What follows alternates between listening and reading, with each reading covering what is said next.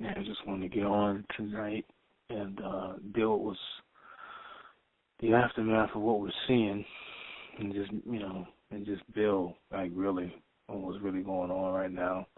Of course, everyone knows about the situation in Ferguson, Missouri, with Mike Brown, and just seeing how they've sort of calmed down the riot, as I call it, the Black Rebellion. But what's really funny is that a lot of people don't know that they've been running this Rec City 4 test run on that area of town. Like, they did that 2 years ago.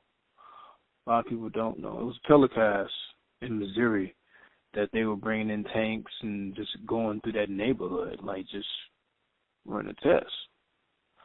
And that's something I just wanted to lay on people and just drop that to people, because it looks like as if they know what to do to get blacks to react to situations. Not saying it doesn't need to, and I'm not saying that I'm against the rebellion, because I was for it, to be honest with you.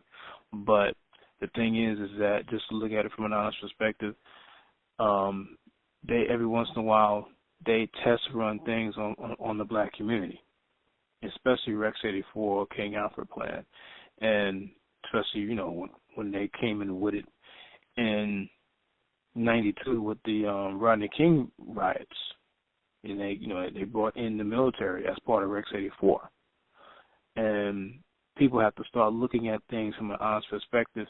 The reason why they're able to do that in the black community is because the black community is economically oppressed. They can do certain things, know they can get away with it, and they know that the media can come out and make the slander campaign to make you look like the bad guy for you being shot to death. As they're doing right now, where you mean to tell me, even if he stole whatever they say he stole, that was justified by shooting him 6 times. So at first it went from being 8 to 10 to 6. They're trying to lessen the degree of the situation. You mean to tell me that Eric Holder can go to Missouri and just basically tell everybody to calm down? You mean to tell me you're the Attorney General, but you don't ask for the cop that shot him to death to be arrested? People got to start looking at things from an honest perspective. This is a systematic situation going on, and do realize those tanks were coming into Ferguson last week. They were bringing in those tanks. They were bringing in the military last week, even before the riot really started off, when the blacks were just asking for the arrest of that officer. That's all they were really doing. It wasn't even a unrest didn't even really start. The riot didn't even start. The riot really started with the cops coming at the people. A lot of times when you're looking at that news, you're looking at CNN and everything, and what they're saying, they're basically, creating it to be more of the news about what the riots are doing, or those that were looting and this and that. They're not even dealing with the cop anymore. It's not even about the cop. It's about what black people are doing. So they can always keep pointing the finger and diverting away from what the system's doing to black people. Because as long as I can keep deflecting away from the real issue, I can always say it's those people or because I challenge anybody to go on Yahoo right now, if you can, and you look at the different reports that they have of the situation. You have all these white supremacists coming out, the whites and whatever, they coming out calling Mike Brown a monkey, a nigger, and all those other things. These are people who are commenting. These are just comments, and they're letting it be known that they're white, that he deserved to get shot. This is what niggas do. That he's a monkey. I mean, coming out. Like, really, this is stuff I was reading this morning. I'm like, wow. Whites will let you know exactly how they feel about you, but blacks will sit there and apologize to whites over everything. It's sad when you go on the media and you're seeing black people apologizing to white people for the looting going on, when now is going, see, these are all diversions away from the real problem, because this government is falling apart. And the thing is, you can't keep treating a group of people, the oppressed people of really the planet, that way on a military level consistently like that. That's not going to work forever. Eventually that will fall apart, because you can't even control. See, I realize as much black people that's in that area, the blacks already outnumber the cops. So they would, that's fear. When they got to come in there with branches of Rex 84, that's fear. When they got to come in there with the military, you mean tell me you fear people with no guns, but you got M16s pointing at the people. This is situations where people are not taking this very seriously. This is something that can happen to any black man in this society. Also the women too. It was these are cops out there now. Recently, I'm not sure if you've seen these video or one video where a cop beat up an old black woman, an elder, just beat her up, and another woman was choked out by a cop. Like they're systematically doing things because in their mind, because we're weak, they look at it from a standpoint of capital. One of the main reasons why they're able to go into black neighborhoods, whether they're suburbs or whether they're ghettos, is that these areas are usually, they inhabit people who do not have an economic base, and the money is not aggregated. Because you can't cover what's going on about you in your own neighborhood, you're actually weak. Because when you look at CNN, the way they want to broadcast it, they can broadcast and talk bad about black people all day. This is going to be another Trayvon Martin again, where they finally decide to let this cop out, and then they're going to acquit him, because they can create a system where you can be blamed for your own death. Even if you didn't do anything wrong, they can find a means to make you guilty for just being in the way of the bullets. Blacks do not have their own media because of the economic base. Everything starts from that ground floor. And the economic base is what creates your army.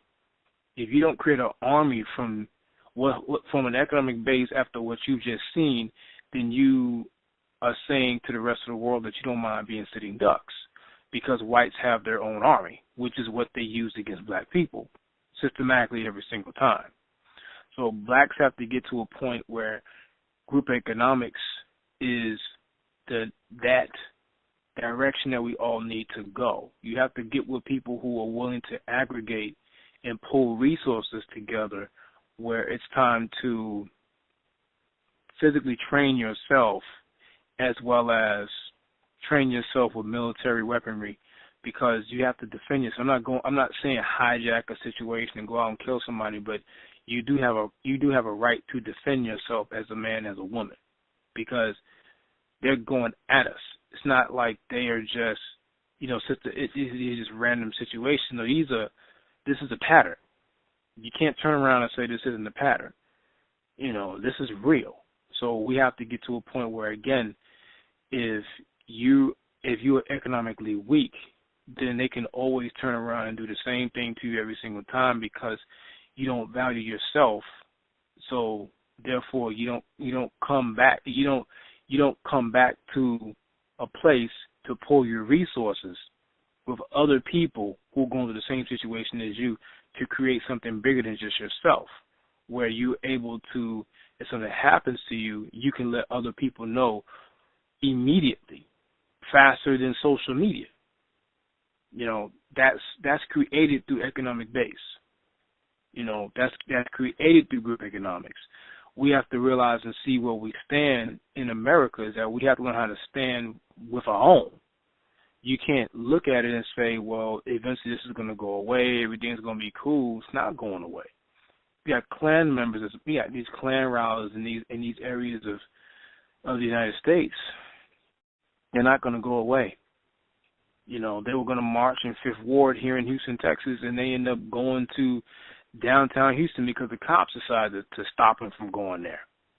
We have to be able to protect our own. You can't protect your own just doing spiritual practices.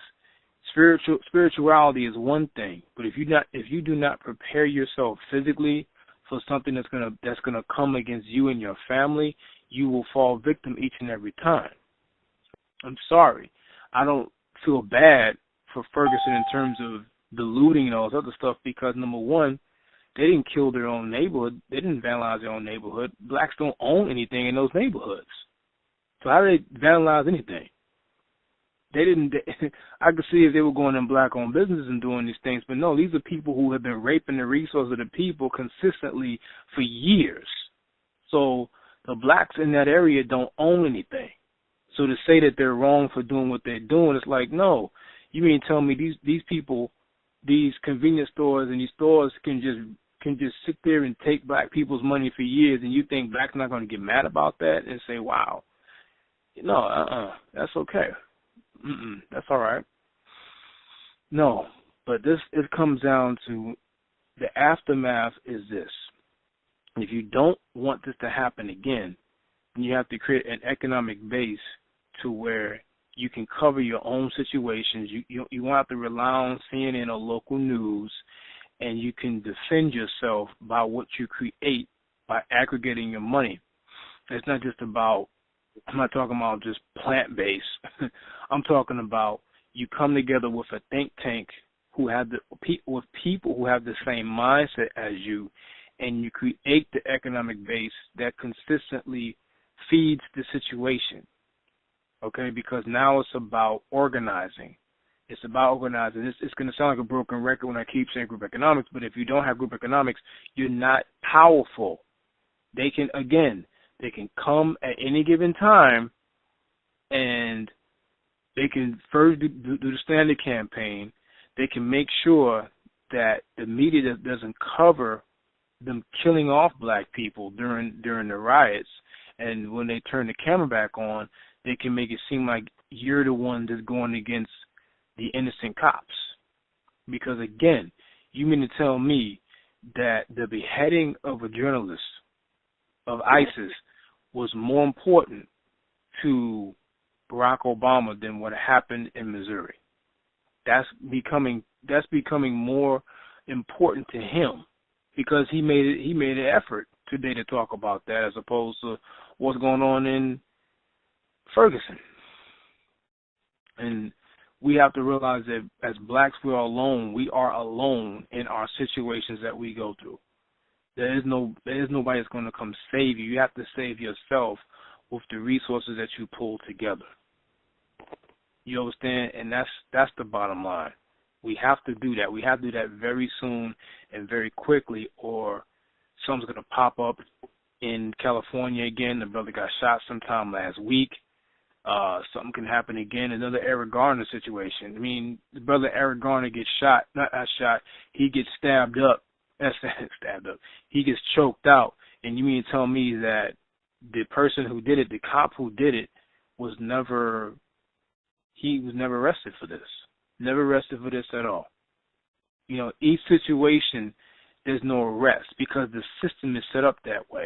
Again, the system is set up for where if something happens to you, you become the victim or you become blamed for what you did, and the cop who shot you dead or killed you dead, whatever he did to you, becomes a victim. The victim of the big black angry black man. That's what it is. You're the menace to society. That you're what they've been trying to get rid of. Black males and black females have been trying to get rid of you consistently since 1790. So they're just trying to find many different other ways to do it. But they can only do it in areas where the weakness is economics. So it's time for people who are of like mind to come together and build a base within the community where it feeds from itself and it continues to grow. Understand? Does anyone have any questions about what's been said so far?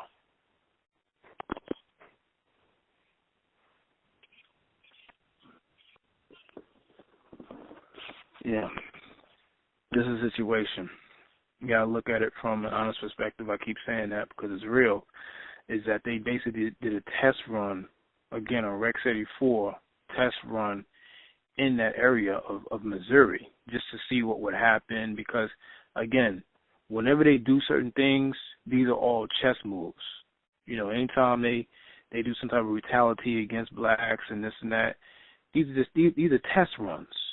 They consistently do test runs against black people to see how we would react to certain things. You can't react passively anymore to things being done to you because that's not going to save you. Being passive has never saved black people at all. Okay? And if anyone else has noticed, no one's listening to the Jesse Jacksons and the Al Sharptons because we realize, you know, one of them's a coon, the other one's a coon, and he works for the FBI.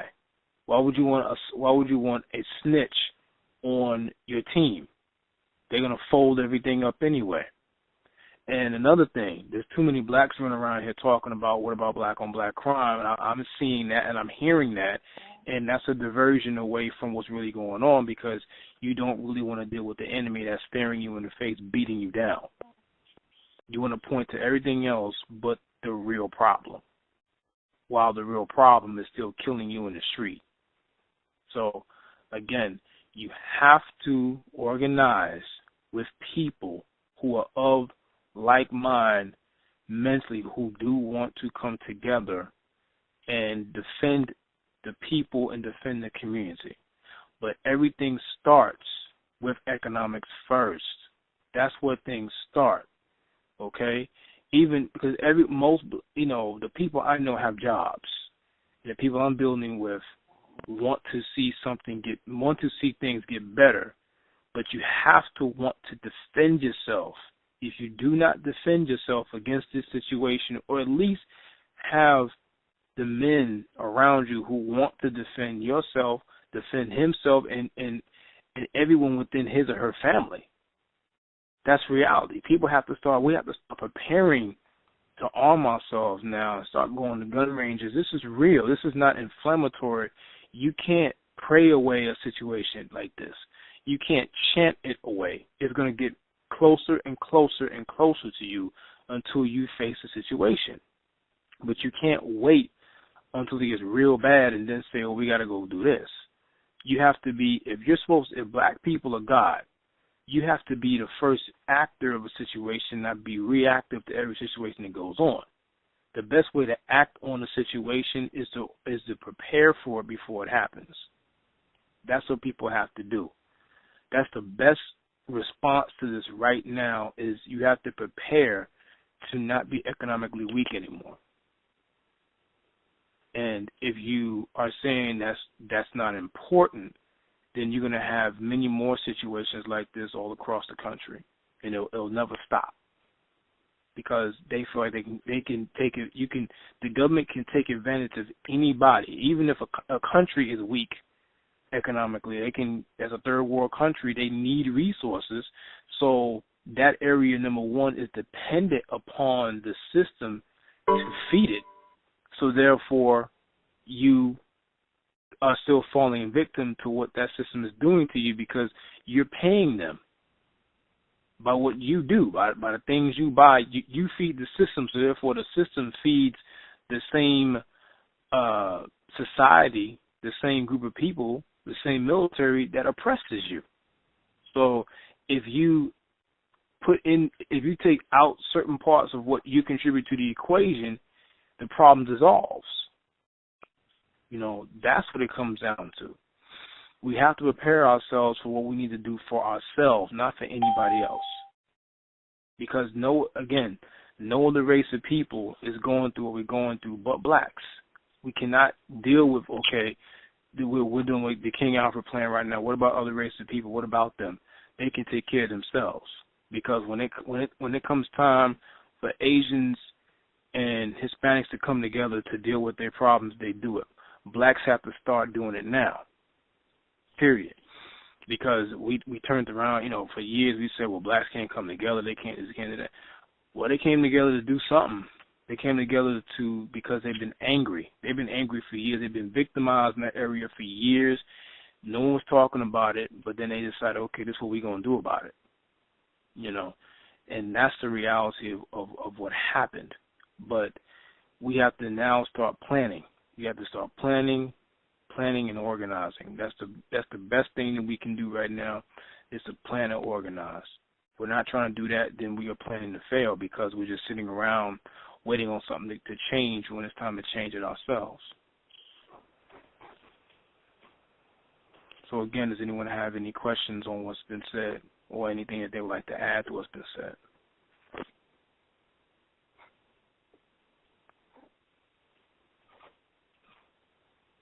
Okay. All right, so this is a real situation. Not to make it too serious, but this is reality.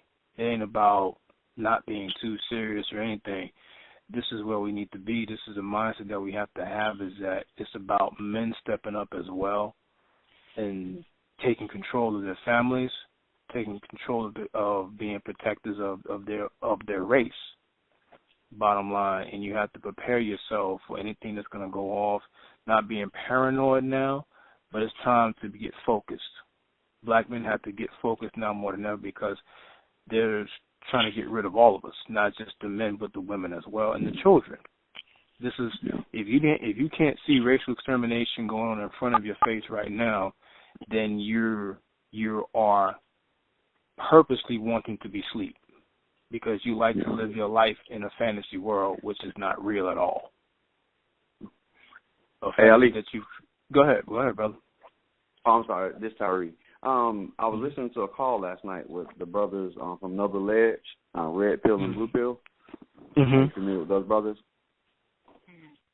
And they brought a sister on, and she was just saying too, one of the main reasons why some of the rioting did start a couple of days later was because the people of Ferguson, they didn't want to see the young man's body stayed on the streets for like 4 to 5 hours. And they didn't even have the decency to, come and cover his, pick his body up. And it's like you're saying, we just left out there for for the vultures to come, to come clean us up. But and it's crazy. Yeah, it is, and it was crazy because it wasn't even an ambulance that came or even like a coroner or anything like that. It was like a black van. Oh wow. Yeah, that was it. It was black. That's what he works. That's what he works for you. It's black van. I mean, it's like wow, and yeah, and people got to start seeing that for what it is, man. Well, can I ask a question? Go ahead. I've been having this discussion. I had it with Kofi earlier today, and it's just something that's been kind of bothering me. It may seem like a mute point to some people, but they keep saying that he robbed a store. I don't see any evidence anywhere that he robbed a store. They show videotape of him going in a store and then walking out. I'm trying to figure out why everybody's so sure that he robbed the store, and there's not even a lot of black people questioning it. I mean, unless the media hasn't shown it, they're not even showing his parents questioning it or anything. And I'm thinking, where is this proof that he robbed the store? Has anybody seen that, or is it just me? It's just the same picture. That's all it is. You saw what? I'm sorry. Go ahead, bro. Oh, I'm sorry. I was watching on Facebook. The attorney for the store owner came on CNN and said that the owner of the store said that wasn't Michael Brown. They don't even know who that guy is, and when they seen the picture of him, it didn't match the identity of the guy on the film. And the store and the attorney was on there, and they ended up cutting him off on CNN in the middle of the interview. Somebody posted. Somebody had it on their feed on Facebook. Yeah, I saw it on Facebook, and I looked up. I mean, I was wondering anyway. I was like, well, I haven't seen any video saying he robbed anybody. And then I saw it on Facebook. I looked into it, and I saw the same thing you saw, that the store owner was like, they couldn't understand why the cops wanted to confiscate the video. It was like, what do you want the video for? And they said, well, this man, he robbed us. I said, we didn't get robbed. And nobody's addressing this. And, people talk about, Fox is full of lies and they're racist and this, that, and the other. But, I mean, all of these networks, all of them seem to be slanting everything against Michael Brown and against the protesters. I want to ask you something, Ali, because I got into it with somebody over the weekend about this, because I'm really tired of it. Okay. There's some black people that want to focus. I just want to ask you what you think of this. They want to focus solely on Jews. Now, you're not going to ever get me to ever defend the Jews, okay? Because, we all know what they're about. But they want to focus solely on Jews as though regular old crackers are innocent, and that's nonsense. What do you think about that? That's a diversion. I think I clearly understand where people are coming from in terms of just dealing with, the blue bloods and Sinan and the whole Illuminati thing. But people have to understand is that just one prime example, the people who are on that jury, and this is it's separate but it's together. The people who are on the jury, the trade of the Jorzim and verdict, that was Middle America crackers. That wasn't Jews that were on there. People don't understand that.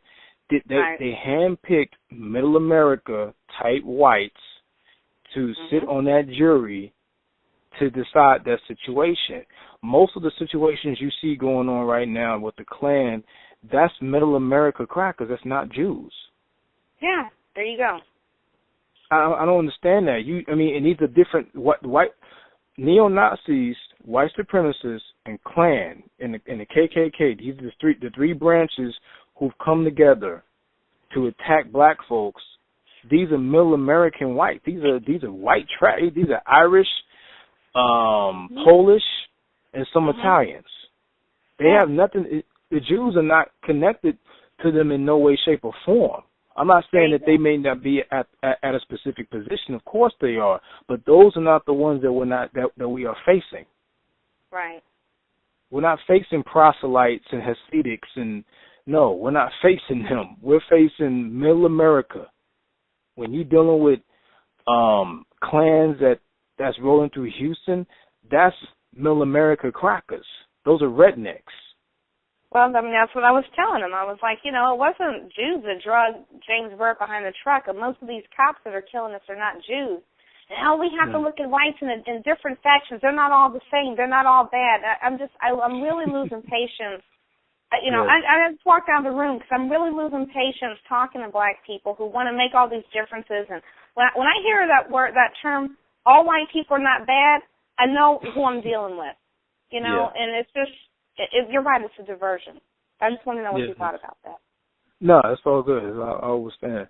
As soon as I hear that, I automatically know what I have to do with that individual. I have to separate myself because we're in 2014. There's no time to think about it and maybe not. No, that's you're BSing. And that type of mindset will be the same person that, let's say we were planning to defend ourselves in a specific way, they'll be the first ones to snitch and foil up the whole situation. There you go. You have to point people out like that. And a lot of times we're too afraid. We want to appease. I'm like this. The moment you start talking like that, you got to go. It's not, there's no reprimation for that. I can't sit here and say, okay, well, look, no. Who is coming against you? You keep going around the enemy. You keep trying to point at Chicago as the real enemy. No, Chicago's not the real enemy. And even with Chicago, that situations were created by white cops, not black people. There you go. So agent provocateurs. I believe cops are behind a lot of those murders. Let's stop. Go ahead, brother. Yes, Brother Ali, brother. Agent provocateurs in the Chicago Police Department with aid by the FBI and CIA. Going to black neighborhoods and they're known to start up confusion in the neighborhood, and then they start shooting and everything, and then they said black on black crime. We know it's not black on black crime. They did that with the Black Panthers. They infiltrated the Nation of Islam and a lot of black organizations and start confusion. People gotta understand too, most what they would consider to be crime committed by black people is actually at an all-time low. That's the reason why they created the Chicago campaign, because that's the face of all black crime now in Chicago. because black crime is at an all-time low. And there's no such thing, again, there's no such thing as black-on-black crime. I said this before. I said this last week. If you put people in a position where they're economically disenfranchised and they've been oppressed over a period of time, they will begin to turn against each other, and you're going to have what you would call crime in centralized locations, what you would call the ghetto. If you put whites in that same position, you would have the same amount of crime, if not worse, because right now, whites still commit actually more crime than black people in their own neighborhoods, whether it be pedophilia or rape, or crystal meth and heroin crimes. Blacks don't even deal with drugs. The most drugs we deal with is alcohol and weed, and that's at a low. So when blacks talk like that, to me, you cooning, and a coon can turn into a snitch very quickly. It's a thin line between both. Let's just be real with the situation. These are not what's coming at us right now, because you have to make what you're saying relevant to what's in your face.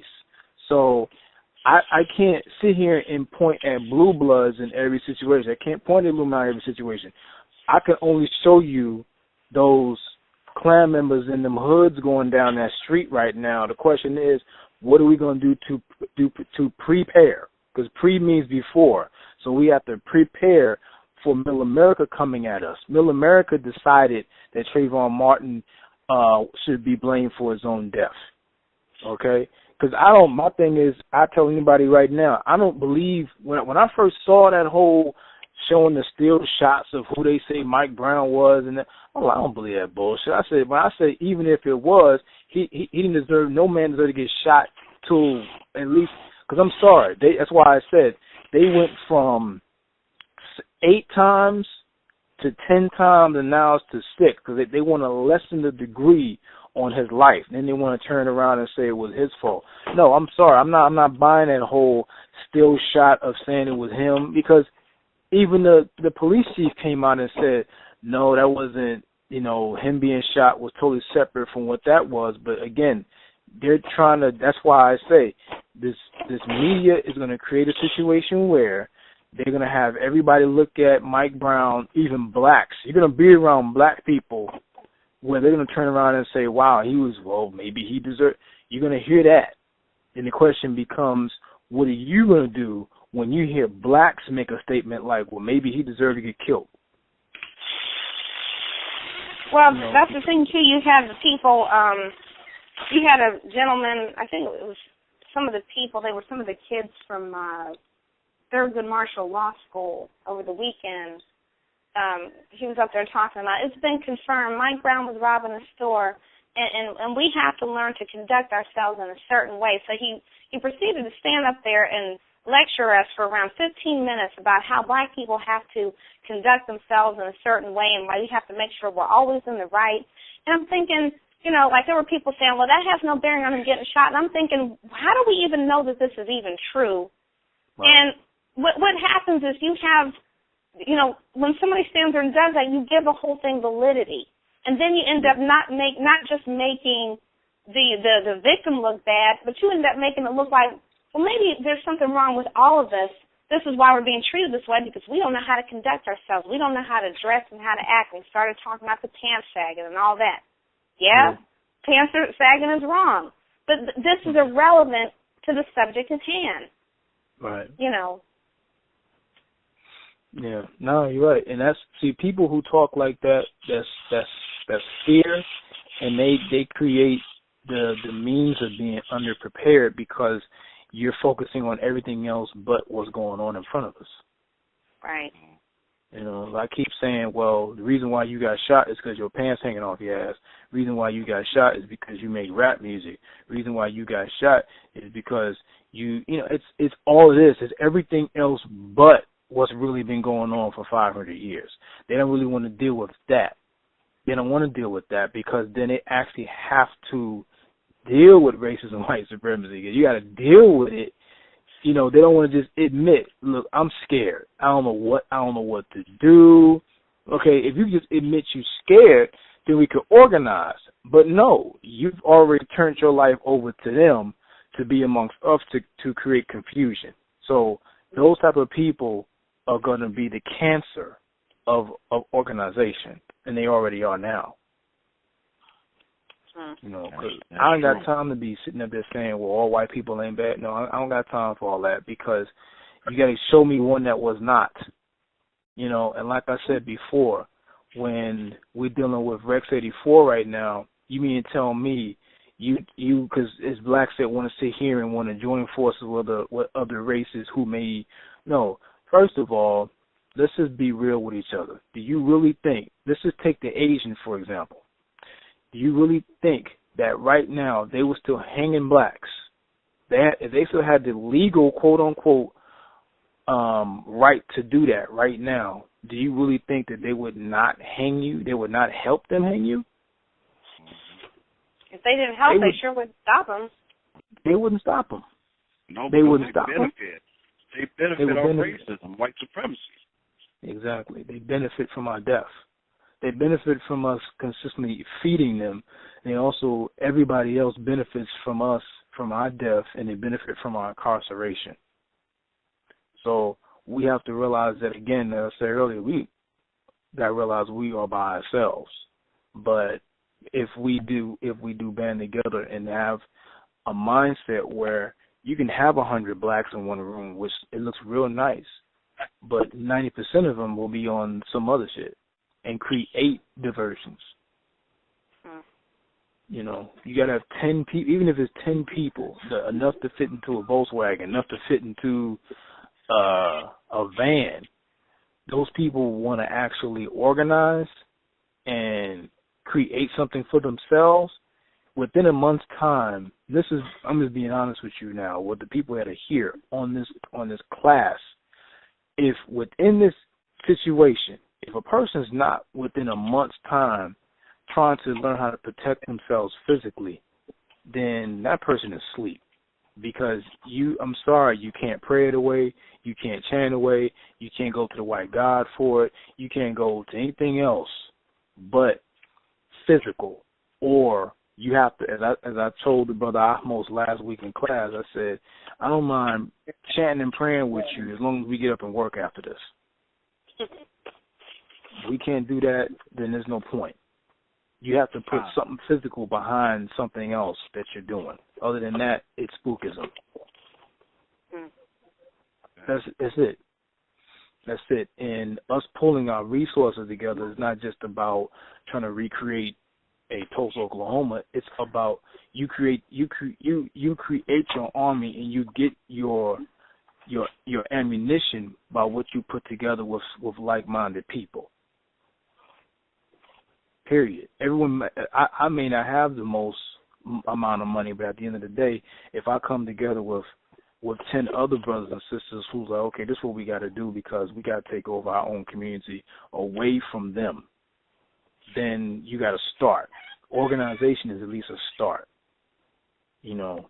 But if you're not even organizing, then you're planning on this happening again, and there will be a time where these Klan members are going to come through Fifth Ward, and there will be no cops to stop them. You have to ask yourself, what can you do to prevent that? See, because they knew about Fifth Ward. What if they walked through South Park and no one knew about it? Was it cops that stopped them the other day? Mm-hmm. I thought those cops were there to watch us. Yes. We gotta have a mindset that they're not for us anyway. No, I'm not talking about watch us like that. I'm talking about I don't mean watch us to protect us. I'm talking about just the monitoring that they do with us. Right, you know right. what I'm saying? And anywhere we gather, there's always a bunch of cops, like we're going to do something. Yeah, because they're not protecting the Klan. They're looking at us. Yeah, that's what I figured they were there for. Right, yeah. The Klan and the cops are no different. They just got different clothes on. Mhm. Well, they just found out. They say it's only in Florida, but, you know, one Klansman said it. He said, we're everywhere. There's a lot of Klansmen, you know, like secret, like people who are in the Klan who are on the police force, on the bench, EMTs. and all the rest of it. And then those EMTs let Eric Garner just lay there and die. Mm-hmm. They're everywhere. They're teaching your kids. They're in the hospitals giving you vaccinations. Mm-hmm. That's no surprise. They've been doing that. Mm-hmm. Yeah. They're all over the place. Thing is that they're all over the place. It's not like you can't. People are very simple-minded, so they only see Klan as just a person with a hood on. It's like, no, the Klan is gonna have a badge on, be teaching your kids, be all over the place. But they have a code where when it's time to band together, they know what they need to do. And that's the thing that we have to establish amongst ourselves. It's time to just start having, even if it's code words, it's something to where we can create something that we get connected and we get linked up immediately from that. Because they do it immediately. Right. That's it. There's no going back to this or going back to that or looking out for it. If they ain't seeing it the way you see it at this point, then it's time to move forward. That's all. Mm-hmm. And this ain't scaring nobody. This is real. If you don't see what's really going on around you, creating diversions, you are a diversion. You are a distraction towards organization. Mm-hmm. Period. So, yeah. Does anyone have any more questions for the part for this week? We need to know how to protect our women and protect our children, protect ourselves. You know, we have to, because you hear women always out here with all the time. Where are our men at? You know, I hear men talking about where are our women at when we need them. We need to learn how to unify. We got to protect each other.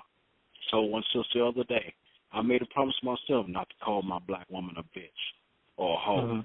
We got to stop that madness. We got to learn how to bring back trust and unification and bring back trust in each other, because we need each other.